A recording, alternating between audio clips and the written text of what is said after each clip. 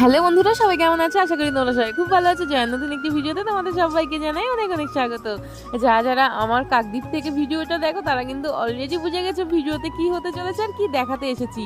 হ্যাঁ হ্যাঁ, গতকালই কিন্তু আমাদের কাকদ্বীপে এসেছিল প্রচারে কোয়েল মল্লিক। তাকেই দেখতে কিন্তু হুড়মুড়িয়ে চলে গিয়েছিলাম, আর এত লোক হয়েছিল সে তো মানে বলাই যাবে না। এত ঠেলাঠেলির মধ্যে তবু অনেকক্ষণ অপেক্ষা করছিলাম ওনাকে দেখার জন্য।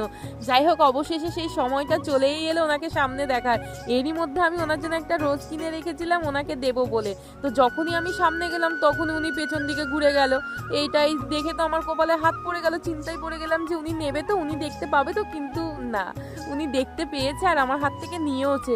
কিন্তু তোমাদের দাদাভাই যে ক্যামেরা নিয়েছিল সে তো আমার থেকে হারিয়েই গেছে। এই দেখো, আমি রয়ে গেছি ওই মাথায়, ও কিন্তু ক্যামেরাটা নিয়ে অলরেডি এত ভিড়ের ঠেলাঠেলিতে কিন্তু ওদিকেই সরে গেছিল।